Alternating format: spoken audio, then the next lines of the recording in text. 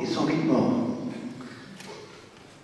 Alors, on va en Écosse, là nous sommes dans King's Chapel, King's University, c'est Holt University, enfin c'est l'université de Holt Aberdeen, plus exactement. Et ça c'était les projets que j'avais fait au début, où on voit l'orgue, celui-là est vu de Andy Chapel.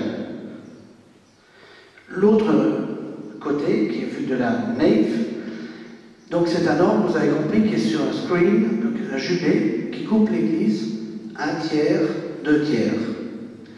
Voilà.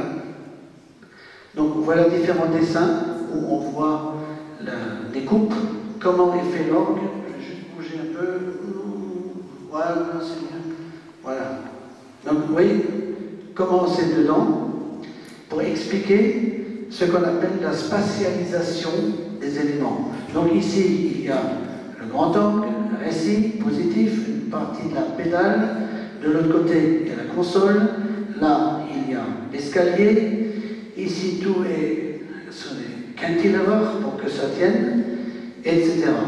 Donc, on voit qu'il y a une façade ici, de l'autre côté, devant et derrière. Donc, l'orgue a des tuyaux tout autour. De nouveau, les proportions. Ce n'est pas le nombre d'or, Aberdeen, c'est un autre schéma. Un cercle, et vous faites une marguerite, un daisy. C'est strictement interdit de faire ça sur les tables dans les écoles.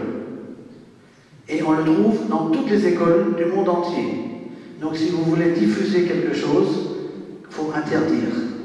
C'est comme ça que les pommes de terre sont venues en France, ils les ont ramenées d'Amérique, ils les ont plantées, et ils ont mis des soldats pour garder. Et les gens ont dit, s'il y a des soldats, c'est que ça doit être important et peut-être même très bon. Et les soldats avaient comme mission de ne pas voir les gens qui volaient les pommes de terre. Pour les planter chez eux, les pommes de terre ont envahi toute l'Europe. Pour l'orgue, ça marche moins bien, je vous le dis tout de suite. Donc, voilà l'orgue fini, achevé à Aberdeen. Et donc, il est sur le jubé de 1505.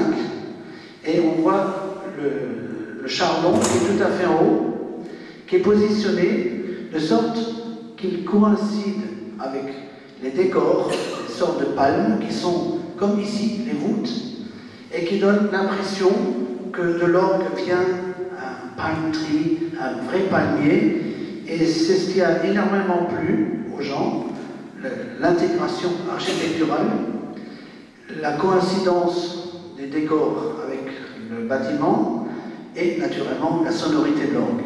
Ce qui fait que ça s'est très bien passé pour moi. On va le voir après. Donc, l'orgue de vue générale, ça c'est Naveside. Oui, on peut passer au suivant. Résultat des courses.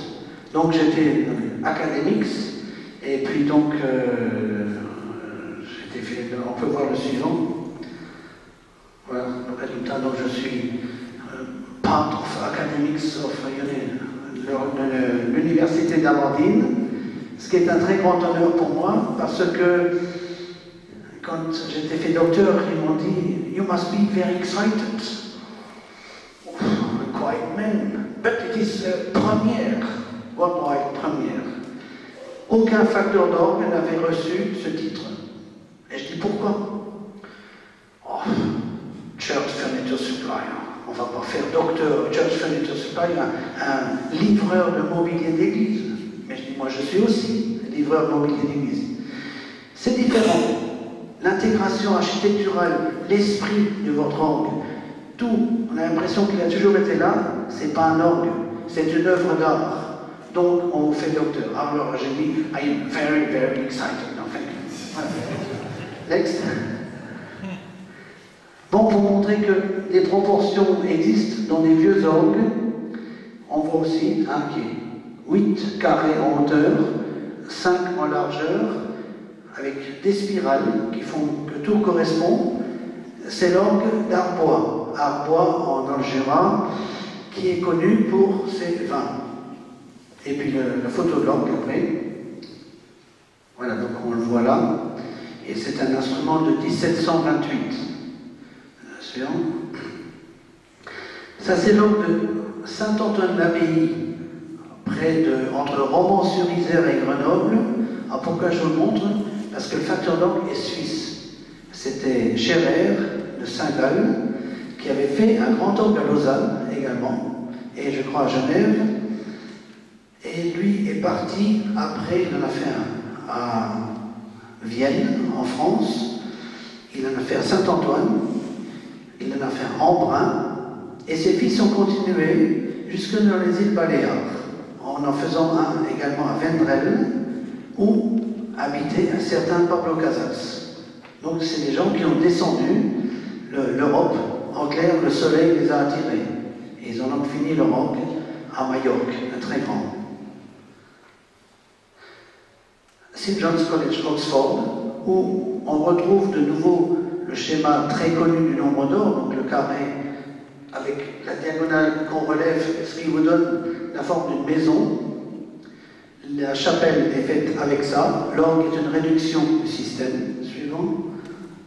Voilà, vous voyez le schéma en haut à gauche, et la chapelle ici, et l'orgue est une réduction. Et tout est, voilà la coupe, oui, la coupe au sol, ground view, une autre vue, le suivant, où vous voyez, on voit exactement la forme de l'orgue au sol, comme il était dessiné, et c'est un orgue très difficile à construire, parce qu'il est traversé par des portions de la charpente. Le roof frame, les arches, traverse l'orgue juste au milieu. Très compliqué.